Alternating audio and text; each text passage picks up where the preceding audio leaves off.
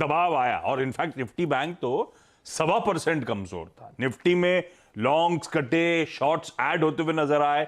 Data कैसा है इस एक्सपायरी वीक के लिए, इस प्रेशर फ्राइडे के बाद आज के लिए स्ट्रैटेजी क्या होगी? Good morning. गुड मॉर्निंग आशीष। डेटा वीक है और इनफैक्ट अगर आप इंस्टीट्यूशनल अप्रोच को देखें, दोनों ही अगर आप देखें इंस्टीट्यूशंस एफआईज और नेगेटिव्स ने 85-624 करोड़ रुपए की सेलिंग करी। नेट कैश आउटफ्लो अगर आप देखें आपके बाजार से लगभग 750 करोड़ रुपए का था। इंडेक्स एफआईज ने बेचा 1080 करोड़ रुपए का, 9800 कॉन्ट्रैक्ट शॉर्ट किए। लॉन्ग कॉन्ट्रैक्ट्स अगर आप देखें 1500 काटे। स्टॉक फ्यूचर्स 1237 करोड़ का बेचा, 20,000 कॉन्ट्रैक्ट शॉर्ट। और जहां तक उनके इंडेक्स ऑप्शंस की प्लेसमेंट है आशीष, करीब करीब 2,21,000 कॉल शॉर्ट। यानी शुक्रवार के, देखिए अगर आप शुक्रवार की क्लोजिंग को देखें इन टर्म्स ऑफ टेक्निकल्स, हमने 20 वीक एक्सपोनेंशियल मूविंग एवरेज को वॉलेट नहीं किया और 20 डे एक्सपोनेंशियल मूविंग एवरेज को वॉलेट नहीं किया। और ये पूरी की पूरी रेंज एक थिन से 30 पॉइंट के दायरे में आती है आशीष, याद रखिएगा।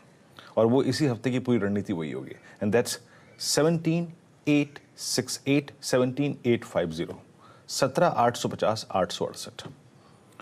ये दो जोन ऐसे हैं जो कि एवरेजेस के लिहाज से वीकली और डेली चार्ट्स पे काफी इंपॉर्टेंट है। कहने का मतलब ये है कि एफआईज ने स्ट्रॉन्ग कॉल राइटिंग की है, रेस्ट्रिक्टेड अपसाइड लग रहा है as per this data, but हमारे पास एक बेस है, मल्टीपल इक्वेशंस है आशीष। निफ्टी ने 20 डे मा नहीं तोड़ा, लेकिन बैंक निफ्टी ने सारे एवरेजेस तोड़ दिए। मतलब 100 डे एक्सपोनेंशियल मूविंग एवरेज पे भी इंटरडे में वॉलेट कर दिया। और जिस थीम के मुताबिक हम उसके डिप्स को बाय करते थे, 100 डे मा 41,000 का पुट राइटर, उन सबको इंटरडे में वॉलेट किया। जहां पे ब्रेकडाउन की उम्मीद थी निफ्टी आईटी, उसने अपने टिंडे में कभी नहीं छुआ, तो वो कोलैप्स नहीं हुआ। सेकंड थोड़ा सा डिले में जो था वो ये था। और तीसरी चीज थी कि Reliance 50 day exponential moving average के ऊपर काफी टाइम स्पेंड कर रहा है, वो एक स्ट्रेंथ का इंडिकेटर है।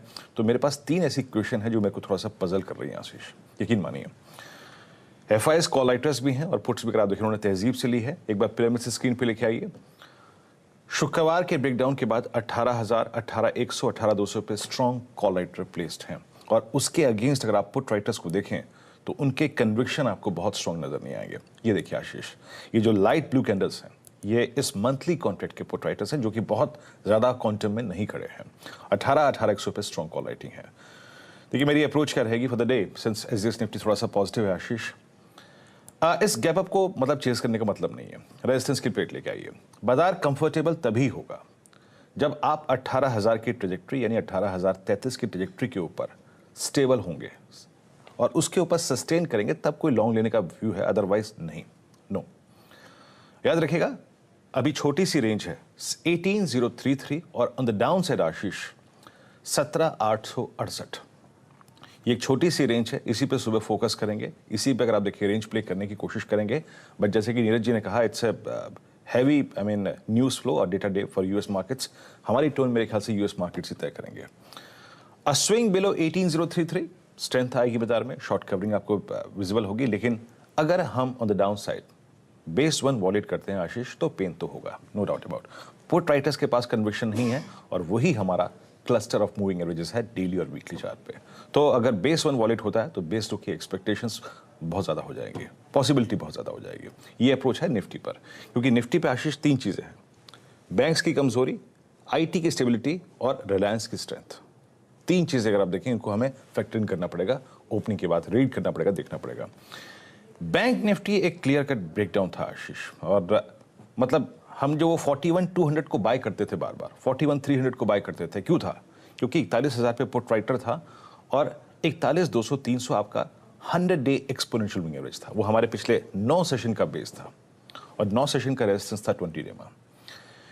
याद रखिएगा वो exactly 100 day exponential moving average वो प्लेस्ड है 41,311। पिरामिड्स लेके आइए स्क्रीन पे प्लीज जरा एक बार, और वो पिरामिड्स आपको एक्सप्लेन करेंगे कि ये मंथली कॉन्ट्रैक्ट कैसे प्लेस्ड है। बड़े कॉल राइटर्स 41,500, 41,000 की जोन में प्लेस्ड है। इनफैक्ट 41,200, 300 की जोन में प्लेस्ड है। और पुट राइटर्स हैं 4100 के, 41,000 के आसपास।